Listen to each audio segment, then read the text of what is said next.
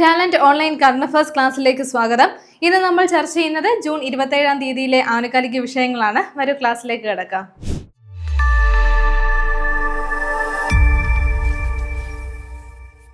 ഇനി വരുന്ന കേരള PSCയുടെ LDC എക്സാമിന് വേണ്ടി പ്രിപ്പയർ ചെയ്യുന്നവർക്കായി ടാലന്റിന്റെ LDC റാങ്ക് ഫയൽ ഇപ്പോൾ അവൈലബിൾ ആണ്. അപ്പോൾ ഈ ഒരു ബുക്കിലൂടെ നിങ്ങൾക്ക് ഇനി വരുന്ന ഈ ഒരു LDC എക്സാമിന് വേണ്ടി നല്ല രീതിയിൽ പ്രിപ്പയർ ചെയ്യാനായിട്ട് സാധിക്കുന്നതാണ്. ന്യൂ SCERT NCERT പാഠഭാഗങ്ങൾ ഉൾപ്പെടുത്തിയിട്ടാണ് ഈ ഒരു ബുക്ക് തയ്യാറാക്കിയിട്ടുള്ളത്. മാത്രമല്ല മുൻവർഷ ചോദ്യങ്ങളും ഇതിൽ ഇൻക്ലൂഡ് ചെയ്തിട്ടുണ്ട്. ഉടൻ തന്നെ ഈ ഒരു റാങ്ക് ഫയൽ വാങ്ങുക. നമ്മുടെ ഒഫീഷ്യൽ വെബ്സൈറ്റ് വഴിയോ അല്ലെങ്കിൽ ആമസോൺ ഫ്ലിപ്കാർട്ട് വഴിയോ ഇനി നിങ്ങളുടെ അടുത്തുള്ള ബുക്ക് സ്റ്റോക്ക് വഴിയോ നിങ്ങൾക്ക് ഈ ഒരു ബുക്ക് സ്വന്തമാക്കാൻ സാധിക്കുന്നതാണ്. ഇന്ന് നമ്മൾ ആദ്യം പരിചയപ്പെടുന്നത് ഒരു പുസ്തകമാണ്. പുസ്തകത്തിന്റെ പേര് ഇതാണ്, ദ സെക്കൻഡ് ഓർബിറ്റ്. എന്താണ് ദ സെക്കൻഡ് ഓർബിറ്റ് എന്നുള്ള പുസ്തകമാണ്. അപ്പോൾ ഈ ഒരു പുസ്തകം എഴുതിയത് ആരെന്നാണ് നമ്മൾ നോക്കുന്നത്. ഓർത്തു വെക്കാം, ശുഭാൻശു ശുക്ലയാണ്. ആരാണ്? ശുഭാൻശു ശുക്ലയാണ് ഈ ഒരു ബുക്ക് എഴുതിയിരിക്കുന്നത്. അപ്പോൾ അദ്ദേഹത്തിന്റെ ആദ്യത്തെ ഓർമ്മക്കുറിപ്പ് കൂടിയാണ് ഈ ഒരു പുസ്തകം എന്നുള്ള കാര്യം ഒന്ന് നോട്ട് ചെയ്യുക. എന്താണ്? ശുഭാൻശു ശുക്ലയുടെ ആദ്യത്തെ ഒരു ഓർമ്മക്കുറിപ്പാണ് എന്താണ് അദ്ദേഹം എഴുതിയിട്ടുള്ള the second orbit. The second orbit എന്നുള്ള ഈ ഒരു പുസ്തകം നമുക്കറിയാവുന്നതാണ്. 2025 ജൂണിലായിരുന്നു, കഴിഞ്ഞ വർഷം ജൂണിലായിരുന്നു എന്താണ് ആക്സിയം 4ന്റെ ഭാഗമായിട്ട് ശുഭാൻശു ശുക്ല എന്താണ് അന്താരാഷ്ട്ര ബഹിരാകാശ നിലയത്തിലേക്ക് യാത്ര ചെയ്തിട്ടുണ്ടായിരുന്നത്. അപ്പോൾ ഈ ഒരു യാത്രയെക്കുറിച്ചും അതേപോലെ തന്നെ എന്താണ് മറ്റുള്ള വിവരങ്ങളും അടങ്ങിയിട്ടുള്ളതാണ് ഈ ഒരു ബുക്ക് എന്ന് പറയുന്നത്. അദ്ദേഹത്തിന്റെ ഓർമ്മക്കുറിപ്പാണ് ഈ ഒരു പുസ്തകം. ഇനി ഈ ഒരു യാത്ര നടത്തിയിട്ട് ഒരു വർഷമാവുകയാണ്. 2026 വന്നപ്പോഴേക്കും ഒരു വർഷമാവുകയാണ്. ഈ ഒരു വർഷമായതിന്റെ ആഘോഷവേളയിലാണ് ഈ ഒരു പുസ്തകം എന്താണ് പ്രകാശനം ചെയ്തിരിക്കുന്നത്. അപ്പോൾ അതൊന്ന് നോട്ട് ചെയ്ത് വെക്കുക. എന്താണ് ദ സെക്കൻഡ് ഓർബിറ്റ് എന്നുള്ള പുസ്തകമാണ്. ആരാണ് ഈ ഒരു പുസ്തകം എഴുതിയിരിക്കുന്നത്? ശുഭാൻശു ശുക്ലയാണ്. അദ്ദേഹത്തിന്റെ ഓർമ്മക്കുറിപ്പാണ് ഈ ഒരു പുസ്തകം. ഇനി മറ്റൊരു പുസ്തകം നമ്മൾ പരിചയപ്പെടുകയാണ്. പുസ്തകത്തിന്റെ പേര് ഇതാണ്, എന്താണ് ജോർജിയാസ് വിഷൻ. എന്താണ് ജോർജിയാസ് വിഷൻ എന്നുള്ളതാണ് എന്താണ് ഈ ഒരു പുസ്തകത്തിന്റെ പേര് വരുന്നത്. ഇറ്റാലിയൻ പ്രധാനമന്ത്രി ജോർജിയ മെലാനിയുടെ പുതിയ പുസ്തകമാണ്. ആരുടെയാണെന്ന് ഓർത്ത് വെക്കുക, ഇറ്റലിയുടെ പ്രധാനമന്ത്രിയാണ്. ആരാണ്?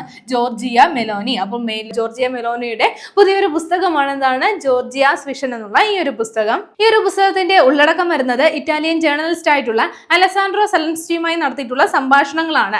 ഓർത്തു വെക്കുക, അലസാൻഡ്രോ എന്താണ് അലസാൻഡ്രോ സലൻസ്റ്റി. അപ്പോൾ എന്താണ് ഇദ്ദേഹവുമായി നടത്തിയിട്ടുള്ള സംഭാഷണത്തിന്റെ ഭാഗമായിട്ടാണ് ഈ ഒരു പുസ്തകം എഴുതിയിരിക്കുന്നത്. അതാണ് ഇതിന്റെ ഉള്ളടക്കം വരുന്നത്.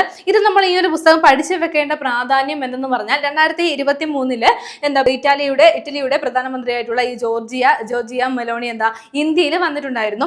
അപ്പോൾ അവർ ഇന്ത്യയെ സന്ദർശിച്ചപ്പോൾ ഉണ്ടായിരുന്ന അവരുടെ ആ ഒരു കുറച്ച് നിമിഷങ്ങളും കൂടി ഈ ഒരു പുസ്തകത്തിൽ പറയുന്നുണ്ട്. ഈ ഒരു സംഭാഷണത്തിന്റെ ഭാഗമായിട്ട് വരുന്ന ഈ ഒരു പുസ്തകത്തിൽ പറയുന്നുണ്ട്. 2023 ആദ്യം വന്നത് മാർച്ചിലായിരുന്നു. അപ്പോൾ എന്താണ് റൈസീന ഡയലോഗിന്റെ ഭാഗമായിട്ടായിരുന്നു വന്നിട്ടുണ്ടായിരുന്നത്. അതിനുശേഷം സെപ്റ്റംബറിൽ എന്താണ് G20 ഉച്ചകോടിയുടെ ഭാഗമായിട്ട് ഇറ്റാലിയൻ പ്രധാനമന്ത്രിയായിട്ടുള്ള ജോർജിയ മെലോനി ഇന്ത്യയിൽ വന്നിട്ടുണ്ടായിരുന്നു. ഈ സമയത്തൊക്കെ ഇന്ത്യയിൽ അവർക്ക് കിട്ടിയ സ്വീകരണവും അതേപോലെ തന്നെ ആ ഒരു അവർക്കുണ്ടായ സന്തോഷകരമായിട്ടുള്ള കാര്യങ്ങളും ഒക്കെ ഈ ബുക്കിൽ പറയുന്നുണ്ട്. അപ്പോൾ അതുകൊണ്ട് നമ്മൾ ഈ ഒരു ബുക്ക് നല്ലതുപോലെ തന്നെ പഠിച്ചു വെക്കണം. ചെറിയൊരു പേരുള്ള ബുക്കാണ് ജോർജിയ വിഷൻ, വലിയ പാടൊന്നുമില്ല. അപ്പോൾ അത് ആരുടെ ബുക്കാണെന്ന് ഓർത്ത് വെക്കുക. ജോർജിയ മെലാനിയുടെ പുതിയ പുസ്തകമാണിത്. ഇനി മറ്റൊരു പ്രത്യേകത നമ്മൾ ഓൾറെഡി പഠിച്ചിട്ടുള്ളതാണ്. ഇറ്റലിയുടെ ആദ്യത്തെ വനിതാ പ്രധാനമന്ത്രി കൂടിയാണ്. ആരാണ്? ജോർജിയ മെലോനി എന്നുള്ള കാര്യം ഒന്ന് നോട്ട് ചെയ്ത് വെക്കുക. അപ്പോൾ ജോർജിയാസ് വിഷൻ എന്നുള്ള പുസ്തകം ആരുടേതാണ്? ഇറ്റാലിയൻ പ്രധാനമന്ത്രിയായിട്ടുള്ള ജോർജിയ മെലോനിയുടെ പുതിയ പുസ്തകമാണിത്. അടുത്ത നമ്മൾ നോക്കുന്നത് ഒരു അപ്പോയിന്റ്മെന്റ് ആണ്. 2026 ജൂണിൽ ഇന്റലിജൻസ് ബ്യൂറോ മേധാവിയായി നിയമിതനായത് ആരെന്നാണ് നോക്കുന്നത്. ഓർത്തു വെക്കുക, മഹേഷ് ദീക്ഷിത് ആണ്. ആരാണ്? മഹേഷ് ദീക്ഷിത് ആണ് ഈ ഒരു പോസ്റ്റിലേക്ക് വന്നിട്ടുള്ളത്. IBയുടെ ഇന്റലിജൻസ് ബ്യൂറോയുടെ പുതിയ ചീഫായിട്ടാണ് അദ്ദേഹം നിയമിതനായിരിക്കുന്നത്. അപ്പോൾ 2026 ജൂണിലാണ് ഈ ഒരു അപ്പോയിന്റ്മെന്റ് വന്നിട്ടുള്ളത് എന്നുള്ള കാര്യം ഒന്ന് നോട്ട് ചെയ്യുക. 2022 മുതൽ ഈ ഒരു പൊസിഷൻ വഹിച്ചു വരുന്ന തപൻ കുമാർ ദേഹയുടെ അദ്ദേഹത്തിന്റെ കാലാവധി തീരുകയാണ്. ഇതിനെ തുടർന്നാണ് ആര് അപ്പോയിന്റ്മെന്റ് ആവുന്നത്? മഹേഷ് ദീക്ഷിത് ഈ ഒരു പോസ്റ്റിലേക്ക് അപ്പോയിന്റ്മെന്റ് ആവുന്നത്. അപ്പോൾ ഓർത്തു വെക്കുക, ഇന്റലിജൻസ് ബ്യൂറോയുടെ പുതിയ മേധാവിയായിട്ട് നിയമിതനായിരിക്കുന്നത് ആരാണ്? മഹേഷ് ദീക്ഷിത് ആണ്. അടുത്ത നമ്മൾ നോക്കുന്ന പോയിന്റ് ഇതാണ്. ഗാസയിൽ തുടരുന്ന വംശീയതയുടെ ഭാഗമായി ഇസ്രായേൽ പലസ്തീൻ കുട്ടികളെ ലക്ഷ്യമിടുന്നെന്ന് റിപ്പോർട്ട് നൽകിയ ഐക്യരാഷ്ട്രസഭയുടെ അന്വേഷണ കമ്മീഷൻ അധ്യക്ഷൻ ആരെന്നാണ് നോക്കുന്നത്. ഒന്ന് നോട്ട് ചെയ്ത് വെക്കുക, ശ്രീനിവാസൻ മുരളീധർ ആണ്. ആരാണ്? ശ്രീനിവാസൻ മുരളീധർ ആണ് ഈ ഒരു അന്വേഷണ കമ്മീഷന്റെ അധ്യക്ഷനായി വരുന്നത്. അപ്പോൾ അദ്ദേഹം ഇന്ത്യയിൽ നിന്നുള്ള ഒരു ജഡ്ജിയാണ് എന്നുള്ള കാര്യം ഒന്ന് നോട്ട് ചെയ്ത് വെക്കുക. ഇനി നമ്മൾ പറഞ്ഞു ഈ ഒരു റിപ്പോർട്ട് നൽകിയിട്ടുള്ള കമ്മീഷനാണ്. എന്തുമായി ബന്ധപ്പെട്ട റിപ്പോർട്ടാണ്?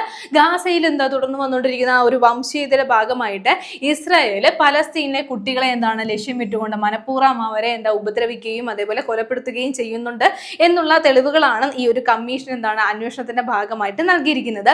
അപ്പോൾ ഈ ഒരു കമ്മീഷന്റെ അധ്യക്ഷൻ ആരെന്നാണ് നമ്മൾ നോക്കിയത്. അധ്യക്ഷൻ ആരാണെന്നൊന്ന് പ്രത്യേകം നോട്ട് ചെയ്ത് വെക്കുക. ശ്രീനിവാസൻ മുരളീധർ ആണ് ഈ ഒരു കമ്മീഷന്റെ ഈ ഒരു കമ്മീഷന്റെ അധ്യക്ഷനായിട്ട് വന്നിരിക്കുന്നത്. അപ്പോൾ അദ്ദേഹം ഒരു ഇന്ത്യൻ ജഡ്ജിയാണ് എന്നുള്ള കാര്യം നമ്മളൊന്ന് പറഞ്ഞിട്ടുണ്ട്. അതുകൂടി ഒന്ന് പ്രത്യേകം നോട്ട് ചെയ്ത് പഠിക്കുക. അടുത്ത നമ്മൾ നോക്കുന്ന പോയിന്റ് ഇതാണ്. മലയാള തനത് നാടക വീതിയുടെയും അതേപോലെ കവിതയിലെ ചൊൽക്കാഴ്ചയുടെയും അമരക്കാരൻ എന്ന് കണക്കാക്കപ്പെടുന്ന കാവാലം നാരായണ പണിക്കർ വിട പറഞ്ഞിട്ട് 2026 ഒരു പതിറ്റാണ്ട് തികയാണ്. അപ്പോൾ 2026 വന്നപ്പോഴേക്കും അദ്ദേഹം അന്തരിച്ചിട്ട് ഒരു പതിറ്റാണ്ടായിരിക്കുകയാണ്. എത്രയാണ്? 10 വർഷം ആയിരിക്കുകയാണ് എന്നുള്ള കാര്യം ഒന്ന് നോട്ട് ചെയ്യുക. അപ്പോൾ നമ്മൾ പറഞ്ഞു നമ്മുടെ മലയാളത്തിലെ തനത് നാടകവേദിയുടെയും അതേപോലെ തന്നെ കവിതയിലെ ചൊൽക്കാഴ്ചകളുടെയും ഒക്കെ അമരക്കാരനാണ് അദ്ദേഹം ഈ ഒരു കവിതകൾ എഴുതുന്നതിലും അതേപോലെ തന്നെ നാടകരചനയിലും ഒക്കെ വളരെ പ്രശസ്തനായിട്ടുള്ള ഒരു വ്യക്തിയാണ്. അപ്പോൾ നമ്മുടെ തനത് നാടക മേഖല എന്ന് പറയുമ്പോഴത്തേക്കും അവിടെ ആ ഒരു മേഖലയെ കുറെ അധികം മുന്നോട്ട് കൊണ്ടുവരുന്നതിന് വേണ്ടിയിട്ട് പരിശ്രമിച്ച വ്യക്തികളിൽ ഒരാൾ കൂടിയാണ്. ആരാണ്? കാവാലം നാരായണ പണിക്കർ എന്നുള്ള കാര്യം ഒന്ന് നോട്ട് ചെയ്യുക. അപ്പോൾ അദ്ദേഹം അന്തരിച്ചിട്ട് 2026 10 വർഷം പൂർത്തിയാകുകയാണ്. അങ്ങനെയാണെങ്കിൽ അദ്ദേഹം അന്തരിച്ചത് എന്നാണെന്നുള്ള കാര്യം ഒന്ന് നോട്ട് ചെയ്ത് വെക്കുക. 2016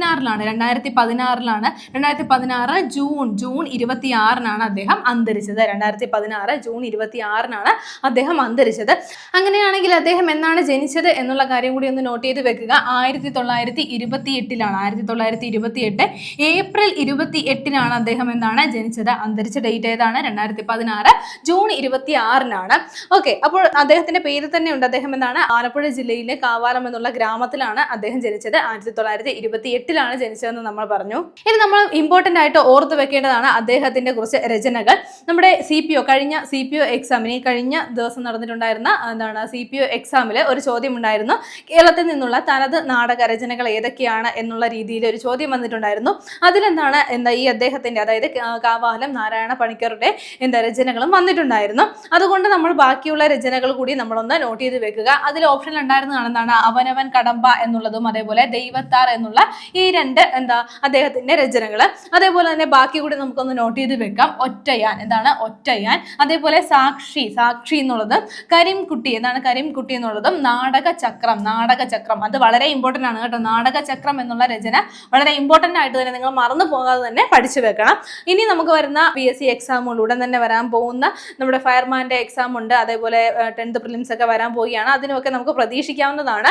മാത്രമല്ല ഈ ഒരു നാടകങ്ങൾ മാത്രമല്ല, ആ ഒരു തനത് നാടക രചനയിൽ നിന്നുള്ള ചോദ്യം വന്നതുകൊണ്ട് നിങ്ങൾ ബാക്കിയുള്ള നാടകങ്ങളും കൂടി ഒന്ന് പഠിച്ചു വെക്കുക കേട്ടോ. ആ പോർഷനും കൂടി ഒന്ന് പഠിച്ചു വെച്ചേക്കണം.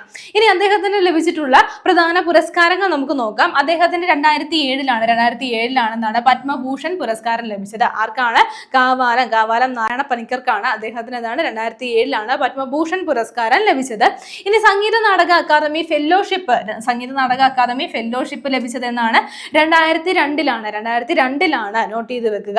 ഇനി സംഗീത നാടക അക്കാദമി അവാർഡ് അദ്ദേഹത്തിന് ലഭിച്ചത് 1983 1983 അദ്ദേഹത്തിന് സംഗീത നാടക അക്കാദമി അവാർഡ് ലഭിച്ചത്. സംഗീത നാടക അക്കാദമി ഫെല്ലോഷിപ്പ് ലഭിച്ചത് എന്നാണ്? 2002.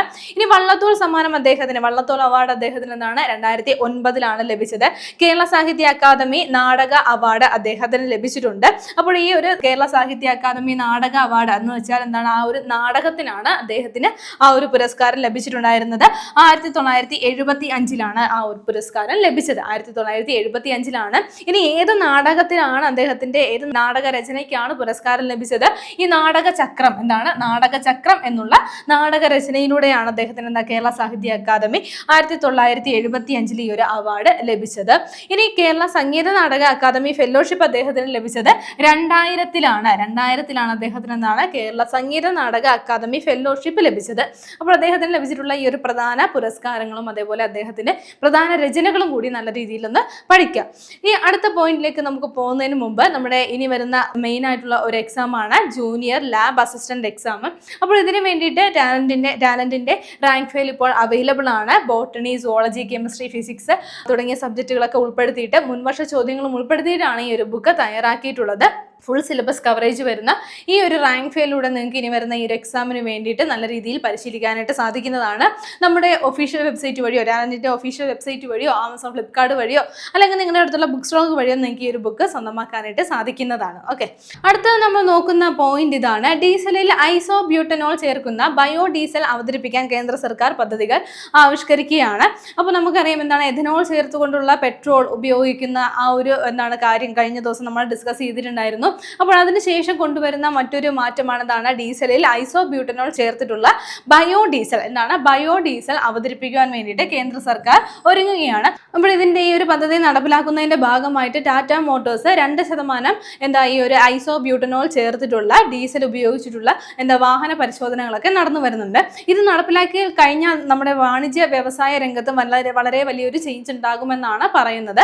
അപ്പോൾ എന്തായാലും ആ ഒരു പദ്ധതി വരട്ടെ എന്ന് നമുക്ക് പ്രതീക്ഷിക്കാം. അപ്പോൾ ഓർത്തു വെക്കുക ഐസോബ്യൂട്ടനോൾ ചേർക്കുന്ന ഡീസലിൽ ചേർക്കുന്ന ഒരു ബയോ ഡീസലാണ് അവതരിപ്പിക്കാൻ പോകുന്നത്. ഇതിനുള്ള പദ്ധതികൾ ആവിഷ്കരിക്കുകയാണ്.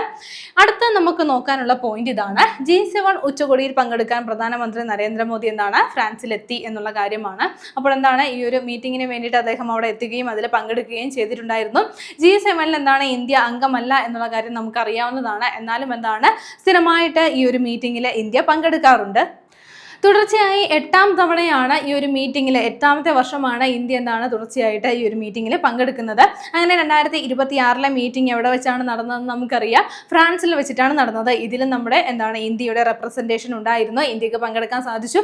ഇതിനു വേണ്ടിയിട്ട് നരേന്ദ്രമോദി ഫ്രാൻസിൽ എത്തിയിരുന്നു, പങ്കെടുക്കുകയും ചെയ്തു. ഇനി G7 രാജ്യങ്ങൾ ഏതാണ് എന്നുള്ള കാര്യവും നമുക്കറിയാവുന്നതാണ്. US ഉണ്ട്, ബ്രിട്ടൻ ഉണ്ട്, പിന്നെ France, Canada, Germany, Italy, Japan തുടങ്ങിയ രാജ്യങ്ങളാണ് ഈ ഒരു G7 ഉച്ചകോടിയിൽ അല്ലെങ്കിൽ G7 രാജ്യങ്ങൾ എന്ന് പറയുന്നത്. ഇനി 2027 വേദി എവിടെയാണെന്ന് കൂടി ഒന്ന് നോട്ട് ചെയ്ത് വെക്കുക. US ആണ് 2027 വേദി എവിടെയാണ്? 2027 G7 ഉച്ചകോടി നടക്കുന്നത് US വെച്ചാണ്. അപ്പോൾ 2026 G7 ഉച്ചകോടി ഫ്രാൻസിൽ വെച്ച് നടന്നു. അതിലെന്താണ് ഇന്ത്യയിൽ നിന്ന് നരേന്ദ്രമോദിക്ക് പങ്കെടുക്കാനായിട്ട് സാധിച്ചിട്ടുണ്ടായിരുന്നു. ഓക്കെ, അപ്പോൾ ആ പോയിന്റ് ഒന്ന് നോട്ട് ചെയ്ത് വെക്കുക. അടുത്ത പോയിന്റ് നമ്മൾ നോക്കുന്നത് ഇതാണ്. ഓർഗനൈസേഷൻ ഓഫ് അമേരിക്കൻ സ്റ്റേറ്റ്സിന്റെ 56ാമത് ജനറൽ അസംബ്ലിക്ക് വേദിയായത് എവിടെയെന്നാണ്. അപ്പോൾ നോട്ട് ചെയ്ത് വെക്കുക. പനാമയാണ്. പനാമയാണ് വേദിയായത്. ഓർത്തു വെക്കുക. ഓർഗനൈസേഷൻ ഓഫ് അമേരിക്കൻ സ്റ്റേറ്റ്സിന്റെ 56ാമത് ജനറൽ അസംബ്ലിയാണ് 2026 നടന്നത്. അത് എവിടെയാണ് നടന്നതെന്ന് പറഞ്ഞു? പനാമയിലാണ് നടന്നത്. അപ്പോൾ ഈ ഒരു മീറ്റിംഗിൽ ഇന്ത്യക്ക് പങ്കെടുക്കാനായിട്ട് സാധിച്ചിട്ടുണ്ടായിരുന്നു. ഇന്ത്യയിൽ നിന്നും ഇന്ത്യയുടെ റെപ്രസെന്റേറ്റീവ്സ് ഈ ഒരു മീറ്റിംഗിൽ പങ്കെടുത്തിട്ടുണ്ടായിരുന്നു. അപ്പോൾ ആ മീറ്റിംഗിന്റെ വേദി എവിടെയാണെന്ന് ഓർത്തു വെക്കുക. പനാമയാണ് വേദിയായി വരുന്നത്. 56ാമത് ഓർഗനൈസേഷൻ ഓഫ് അമേരിക്കൻ സ്റ്റേറ്റ്സിന്റെ ജനറൽ അസംബ്ലിയാണ് 2026 നടന്നത്. ഓക്കെ, അടുത്തത് ഇനി നമുക്ക് നോക്കാനുള്ളത് നേത്ര airborne early warning and control സംവിധാനത്തിന്റെ ഈ ഒരു സംവിധാനത്തിന് വേണ്ടിയിട്ടുള്ള അന്തിമ പ്രവർത്തന അനുമതി ലഭിച്ചു എന്നുള്ള കാര്യമാണ്. അപ്പോൾ നേത്ര എന്ന് പറയുന്നത് ഒരു airborne early warning and control സംവിധാനമാണ്, കൺട്രോൾ സിസ്റ്റമാണ്. അപ്പോൾ ഇത് പ്രവർത്തിപ്പിക്കുന്നതിന് വേണ്ടിയിട്ട് ഇനി കണ്ടിന്യൂസ് ആയിട്ട് കുഴപ്പമില്ല, ഒരു പ്രശ്നവുമില്ല എന്നുള്ള രീതിയിൽ അതിന് അന്തിമ പ്രവർത്തന അനുമതി ലഭിച്ചിരിക്കുകയാണ്. ഓക്കെ, അപ്പോൾ നമ്മുടെ ഒരു ഡിഫൻസ് ഏരിയയിൽ ഡിഫൻസ് മിനിസ്ട്രിക്കൊക്കെ വളരെ പോസിറ്റീവ് ആയിട്ടുള്ള ഒരു കാര്യമാണ് നേത്ര എന്ന് പറയുന്നത്. 2019 ബാലക്കോട്ട് ആക്രമണത്തിലും അതേപോലെ കഴിഞ്ഞ വർഷം നടന്ന ഓപ്പറേഷൻ സിന്ദൂറിലുമൊക്കെ നമ്മുടെ വ്യോമസേനയുടെ കരുത്ത് കൂടുവാൻ വേണ്ടിയിട്ട് സഹായിച്ചിട്ടുണ്ടായിരുന്ന ഒരു സിസ്റ്റം ആയിരുന്നു, ഒരു കൺട്രോൾ സിസ്റ്റം ആയിരുന്നു നേത്ര എന്ന് പറയുന്നത്. ഇനി നേത്ര വികസിപ്പിച്ചത് ആരാണെന്നുള്ള കാര്യം ഒന്ന് നോട്ട് ചെയ്ത് വെക്കുക. ബംഗളൂരു ആസ്ഥാനമായിട്ടുള്ള സെന്റർ ഫോർ എയർബോൺ സിസ്റ്റം എന്നുള്ള സ്ഥാപനമാണ് ഈ ഒരു നേത്ര എന്ന് പറയുന്ന സംവിധാനം വികസിപ്പിച്ചിട്ടുള്ളത്. അപ്പോൾ ഇതിന് വേണ്ടിയിട്ടുള്ള ഈ ഒരു സംവിധാനത്തിന് വേണ്ടിയിട്ടുള്ള അന്തിമ പ്രവർത്തന അനുമതി ലഭിച്ചിരിക്കുകയാണ്. ഇനി നമ്മൾ നോക്കുന്ന പോയിന്റ് ഇതാണ്. ഫിഫ നിയമങ്ങൾ ലംഘിച്ചതിന് ഓൾ നേപ്പാൾ ഫുട്ബോൾ അസോസിയേഷനെ ഫിഫ അനിശ്ചിതകാലത്തേക്ക് സസ്പെൻഡ് ചെയ്തിരിക്കുകയാണ്. അപ്പോൾ ഓർത്തു വെക്കുക. ഓൾ നേപ്പാൾ ഫുട്ബോൾ അസോസിയേഷനെയാണ്. ഓൾ നേപ്പാൾ ഫുട്ബോൾ അസോസിയേഷനെ ഫിഫ അനിശ്ചിതകാലത്തേക്ക് സസ്പെൻഡ് ചെയ്തിരിക്കുകയാണ്. ഇതിനുള്ള കാരണം ഭരണത്തിൽ മൂന്നാം കക്ഷി ഇടപെടൽ നടത്തുന്നത് ഉൾപ്പെടെയുള്ള ഫിഫയുടെ നിയമങ്ങളൊക്കെ ലംഘിച്ചതിനെ തുടർന്നാണ് ഈ ഒരു സസ്പെൻഷൻ ആർക്ക് ലഭിച്ചിരിക്കുന്നത്? നേപ്പാൾ ഫുട്ബോൾ അസോസിയേഷന് ലഭിച്ചിരിക്കുന്നത്. അപ്പോൾ ഒരു അനിശ്ചിത കാലത്തേക്കാണ് ഈ ഒരു സസ്പെൻഷൻ പ്രഖ്യാപിച്ചിരിക്കുന്നത്. ഇനി ഒരു അറിയിപ്പ് ഉണ്ടാകുന്നത് വരെ നേപ്പാളിലുള്ള ഫുട്ബോൾ ക്ലബ്ബുകൾക്കും അതേപോലെ തന്നെ ടീമുകൾക്കും ഒക്കെ നമ്മുടെ ഫിഫയുടെയോ അതേപോലെ AFCയുടെ ഒക്കെ മത്സരങ്ങളിൽ നിന്ന് വിലക്ക് ഏർപ്പെടുത്തിയിരിക്കുകയാണ്. അപ്പോൾ ഒന്ന് നോട്ട് ചെയ്ത് വെക്കുക. ഫിഫയാണ് ഈ ഒരു വിലക്ക് ഏർപ്പെടുത്തിയിരിക്കുന്നത്. ഓൾ നേപ്പാൾ ഫുട്ബോൾ അസോസിയേഷൻ ആണ് ഈ ഒരു വിലക്ക് ലഭിച്ചിരിക്കുന്നത്. സാധിക്കുന്നത്. ഓക്കെ, അടുത്ത നമ്മൾ നോക്കുന്നത് ഒരു വിയോഗമാണ്. 2026 ജൂണിൽ അന്തരിച്ച ന്യൂസിലൻഡ് ക്രിക്കറ്റ് താരം, മുൻ ന്യൂസിലൻഡ് ക്രിക്കറ്റ് താരം ആരെന്നാണ് നോക്കുന്നത്. ഓർത്ത് വെക്കുക, ബോബ് ബ്ലെയർ ആണ്. ആരാണ്? ബോബ് ബ്ലെയർ ആണ്. അപ്പോൾ അദ്ദേഹം അന്തരിച്ചിരിക്കുകയാണ്. അദ്ദേഹം ഏത് രാജ്യത്തെ ക്രിക്കറ്റ് താരമാണെന്നുള്ള കാര്യം ഒന്ന് നോട്ട് ചെയ്യുക. ന്യൂസിലൻഡ് താരമാണ്. അദ്ദേഹം അന്തരിച്ചത് 2026 ജൂണിലാണ്. അടുത്തത് നമുക്ക് നോക്കാനുള്ളത് ഇനി വരുന്ന ഒരു പ്രധാനപ്പെട്ട എക്സാം ആണ് പോലീസ് ഡ്രൈവർ എന്ന് പറയുന്നത്. ഈ ഒരു എക്സാമിൽ എന്താണ് നമുക്കറിയാവുന്നതാണ്, 20 മാർക്കിന്റെ സ്പെഷ്യൽ ടോപ്പിക് ഉണ്ട്. ഈ ഒരു മാർക്ക് എന്ന് പറയുന്നത് വളരെ നിർണായകമാണ്. നമ്മളെ ഉയർന്ന റാങ്കുകളിലേക്ക് എത്തിക്കാൻ വേണ്ടിയിട്ട് വളരെ ഇമ്പോർട്ടൻ്റ് ആയിട്ടുള്ള മാർക്കാണ് 20 മാർക്ക്. ഇതിൽ നിങ്ങൾക്ക് നല്ലതുപോലെ പഠിച്ച് മുന്നേറുവാൻ വേണ്ടിയിട്ടും പരീക്ഷയ്ക്ക് എന്താ കോൺഫിഡൻറ്റോട് കൂടി തന്നെ ഈ ഒരു സ്പെഷ്യൽ ടോപ്പിക് ഒക്കെ കംപ്ലീറ്റ് ചെയ്യാൻ വേണ്ടിയിട്ടും ടാലന്റ് കൊണ്ടുവന്നിരിക്കുന്ന ബുക്കാണ് എന്താണ് ഈ ഒരു പോലീസ് ഡ്രൈവറിന്റെ സ്പെഷ്യൽ ടോപ്പിക് ബുക്ക്. ഇതിൽ ഏറ്റവും ഇമ്പോർട്ടൻ്റ് എന്ന് പറയുന്നത് നമ്മുടെ മുൻവർഷ ചോദ്യങ്ങളാണ്. അപ്പോൾ നിങ്ങൾ എല്ലാം പഠിച്ചു കഴിഞ്ഞെന്ന് പറഞ്ഞിട്ട് കാര്യമില്ല. മുൻവർഷങ്ങളിൽ എങ്ങനെയൊക്കെയാണ് ചോദ്യങ്ങൾ വന്നതെന്ന് മനസ്സിലാക്കാൻ വേണ്ടിയിട്ട് 2024-25 മുൻവർഷ ചോദ്യങ്ങളും ഒക്കെ ഇതിന് ഉൾപ്പെടുത്തിയിട്ടുണ്ട്. ഇനി ഒരു ബുക്ക് വരുന്നത് നിങ്ങൾക്ക് ഈ ഒരു പോലീസ് ഡ്രൈവർ എക്സാമിന് വേണ്ടി മാത്രമല്ല, നിങ്ങൾക്ക് ഇനി വരാനായിട്ട് സാധ്യതയുള്ള ഫയർമാൻ ഡ്രൈവർ ആയിക്കോട്ടെ, CO ഡ്രൈവർ ആയിക്കോട്ടെ, APO ഡ്രൈവർ ആയിക്കോട്ടെ, അതിനൊക്കെ വേണ്ടിയിട്ട് അതിൻ്റെയൊക്കെ സ്പെഷ്യൽ ടോപ്പിക്ക് ഈ ബുക്കിലൂടെ പഠിച്ചു തീർക്കാനായിട്ട് സാധിക്കുന്നതാണ്. അപ്പോൾ ടാലന്റിന്റെ എല്ലാ ബുക്കുകളും ഒഫീഷ്യൽ വെബ്സൈറ്റിൽ അവൈലബിൾ ആണ്. അതേപോലെ ആമസോൺ, ഫ്ലിപ്കാർട്ട് വഴി നിങ്ങൾക്ക് വാങ്ങിക്കാം. നിങ്ങളുടെ അടുത്തുള്ള ബുക്ക് സ്റ്റാളുകൾ വഴി നിങ്ങൾക്ക് വാങ്ങിക്കാനായിട്ട് സാധിക്കുന്നതാണ്. ഉടൻ തന്നെ ബുക്ക് സ്വന്തമാക്കി നല്ല രീതിയിൽ പഠിക്കുക. ഇന്ന് നമ്മൾ ചർച്ച ചെയ്ത പോയിന്റുകൾ ഒന്നുകൂടി നോക്കാം. ആദ്യം നമ്മൾ നോക്കിയത് ഒരു ബുക്കുമായി ബന്ധപ്പെട്ട പോയിന്റ് ആയിരുന്നു. ദ സെക്കൻഡ് ഓർബിറ്റ് എന്നുള്ള പുസ്തകമാണ്. ഇത് എഴുതിയതാരാണ്? ശുഭാൻശു ശുക്ലയാണ്. അദ്ദേഹത്തിന്റെ ഓർമ്മക്കുറിപ്പാണ് ഈ ഒരു ബുക്ക് എന്ന് പറയുന്നത്. അത് കഴിഞ്ഞ് നമ്മൾ നോക്കിയത് ഇറ്റാലിയൻ പ്രധാനമന്ത്രി ജോർജിയ മെലാനിയുടെ പുതിയ പുസ്തകം ഏതെന്നാണ്. അപ്പോൾ എന്താണ്? ജോർജിയാസ് വിഷൻ എന്നുള്ളതാണ് എന്താണ് ഇറ്റാലിയൻ പ്രധാനമന്ത്രിയായിട്ടുള്ള ജോർജിയ മെലാനിയുടെ പുതിയ പുസ്തകം എന്ന് പറയുന്നത്. ഈ ഒരു പുസ്തകത്തിൽ എന്താണ് 2023 ജോർജിയ മെലാനി ഇന്ത്യ സന്ദർശിച്ചപ്പോഴുണ്ടായിരുന്ന അവർക്ക് അനുഭവപ്പെട്ട സന്തോഷകരമായിട്ടുള്ള കാര്യങ്ങളും കൂടി ഭാഗമായിട്ടുണ്ട്. അതുകൊണ്ട് നമ്മളൊന്ന് പ്രധാനമായിട്ട് നോട്ട് ചെയ്ത് തന്നെ പഠിക്കണം.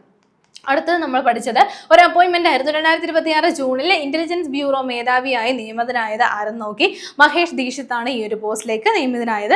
അത് കഴിഞ്ഞ് നമ്മൾ നോക്കിയത് എന്താണ്? ഐക്യരാഷ്ട്രസഭയുടെ ഒരു അന്വേഷണ കമ്മീഷൻ അധ്യക്ഷനാണ് നോക്കിയത്. ആരാണെന്ന് ഓർത്തു വെക്കുക, ശ്രീനിവാസൻ മുരളീധർ ആണ്. അദ്ദേഹം എന്താണ് ഗാസയിൽ തുടരുന്ന ഈ ഒരു വംശീയതയുടെ ഭാഗമായി ഇസ്രായേൽ പലസ്തീൻ കുട്ടികളെ ലക്ഷ്യമിടുന്നു എന്നുള്ള റിപ്പോർട്ട് നൽകിയ ആ ഒരു കമ്മീഷനിലാണ് അദ്ദേഹം എന്താണ് അധ്യക്ഷനായിട്ട് വന്നിരിക്കുന്നത്. അപ്പോൾ ഈ ഒരു കമ്മീഷനാണ് ഇങ്ങനെ റിപ്പോർട്ട് നൽകിയിരിക്കുന്നത്. അവിടെ ഈ മനഃപൂർവ്വമായിട്ട് തന്നെ പലസ്തീൻ കുട്ടികളെ കൊലപ്പെടുത്തുകയും അതേപോലെ ആക്രമിക്കുകയും ചെയ്യുന്നു എന്നുള്ളതിന്റെ തെളിവുകളാണ് റിപ്പോർട്ടിൽ പറഞ്ഞിരിക്കുന്നത്. അത് കഴിഞ്ഞ് നമ്മൾ നോക്കിയത് മലയാള തനത് നാടകവേദിയുടെയും അതേപോലെ കവിതയിലെയും ഒക്കെ പ്രഗത്ഭനായിട്ടുള്ള കാവാലം നാരായണ പണിക്കർ. അദ്ദേഹം വിട പറഞ്ഞിട്ട് 2026 10 വർഷം തികയുകയാണ്. അദ്ദേഹത്തിന്റെ പ്രധാന നാടകങ്ങളും അതേപോലെ തന്നെ രചനകളും ഇനി അദ്ദേഹത്തിന് ലഭിച്ചിട്ടുള്ള അവാർഡുകളും നമ്മൾ ഡിസ്കസ് ചെയ്തു. അതെല്ലാം നല്ലതുപോലെ ഒന്ന് പഠിക്കുക. ശേഷം നമ്മൾ നോക്കിയത് ഡീസലിൽ ഐസോബ്യൂട്ടനോൾ ചേർക്കുന്ന ബയോഡീസൽ അവതരിപ്പിക്കാൻ കേന്ദ്ര സർക്കാർ പദ്ധതി ഇടുന്നു എന്നുള്ള കാര്യമാണ് നമ്മൾ നോക്കിയത്. നമ്മുടെ വാഹന വ്യവസായ മേഖലയിൽ വളരെ മാറ്റമുണ്ടാക്കുന്ന ഒരു പദ്ധതികളായിരിക്കും ഇതിലൂടെ ഇനി വരാൻ പോകുന്നത്. അപ്പോൾ ഇതിനു വേണ്ടിയിട്ടുള്ള പദ്ധതികളൊക്കെ ആവിഷ്കരിച്ച് വരുന്നതേ ഉള്ളൂ. ശേഷം നമ്മൾ നോക്കിയത് G7 ഉച്ചകോടിയിൽ എന്താണ് നമ്മുടെ പ്രധാനമന്ത്രി പങ്കെടുത്തു എന്നുള്ളതാണ്. അപ്പോൾ ഫ്രാൻസിൽ വെച്ചിട്ടാണ് ഈ വർഷത്തെ 2026 G7 ഉച്ചകോടി നടന്നത്. 2027 G7 ഉച്ചകോടി നടക്കുന്നത് US വെച്ചിട്ടാണ് നടക്കുന്നത്. ഇന്ത്യ G7 കൺട്രീസിലെ അംഗമല്ല എങ്കിൽ പോലും ഈ ഒരു മീറ്റിങ്ങിന് പങ്കെടുക്കാനായിട്ട് സാധിച്ചിട്ടുണ്ട്. തുടർച്ചയായി 8ാമത്തെ വർഷമാണ് എന്താണ് G7 മീറ്റിംഗിൽ ഇന്ത്യക്ക് പങ്കെടുക്കാനായിട്ട് സാധിക്കുന്നത്. ശേഷം നമ്മൾ നോക്കിയത് മറ്റൊരു വേദിയായിരുന്നു. ഓർഗനൈസേഷൻ ഓഫ് അമേരിക്കൻ സ്റ്റേറ്റ്സിന്റെ 56ാമത് ജനറൽ അസംബ്ലിക്ക് വേദിയായത് പനാമയാണ്. പനാമയിൽ വെച്ചിട്ടാണ് 2026 നടന്ന 56ാമത് ഓർഗനൈസേഷൻ ഓഫ് അമേരിക്കൻ സ്റ്റേറ്റ്സിന്റെ ഈ ഒരു മീറ്റിംഗ് നടന്നിട്ടുണ്ടായിരുന്നത്, ജനറൽ അസംബ്ലി നടന്നിട്ടുണ്ടായിരുന്നത്. ഇതിലും എന്താണ് ഇന്ത്യൻ റെപ്രസെന്റേറ്റീവ്സിന് പങ്കെടുക്കാനായിട്ട് സാധിച്ചിട്ടുണ്ടായിരുന്നു. അതിനുശേഷം നമ്മൾ നോക്കിയ പോയിന്റ് ഇതായിരുന്നു. നേത്ര എന്നുള്ള ഒരു കൺട്രോൾ സിസ്റ്റവുമായി ബന്ധപ്പെട്ടിട്ടുള്ള പോയിന്റ് ആയിരുന്നു. അപ്പോൾ നമ്മുടെ ഓപ്പറേഷൻ സിന്ദൂറിലൊക്കെ എന്താണ് വളരെയധികം മുന്നിട്ട് നിന്ന് വ്യോമസേനയെ സഹായിച്ചിട്ടുണ്ടായിരുന്ന ഒരു സംവിധാനമാണിത്. ഇതിനു വേണ്ടിയിട്ടുള്ള അന്തിമ പ്രവർത്തന അനുമതി ലഭിച്ചിരിക്കുകയാണ്. പിന്നീട് നമ്മൾ നോക്കിയത് ഫിഫ നിയമങ്ങൾ ലംഘിച്ചതിന് ഓൾ നേപ്പാൾ ഫുട്ബോൾ അസോസിയേഷനെ ഫിഫ അനിശ്ചിതകാലത്തേക്ക് സസ്പെൻഡ് ചെയ്തു എന്നുള്ള കാര്യമാണ്. അപ്പോൾ ഭരണത്തിലൊക്കെ മൂന്നാം കക്ഷി ഇടപെടൽ ഉൾപ്പെടെയുള്ള ഫിഫയുടെ നിയമങ്ങളൊക്കെ തെറ്റിച്ചതിനെ തുടർന്നിട്ടാണ് ഈ ഒരു അനിശ്ചിതകാല സസ്പെൻഷൻ ഇവിടെ പ്രഖ്യാപിച്ചിരിക്കുന്നത്.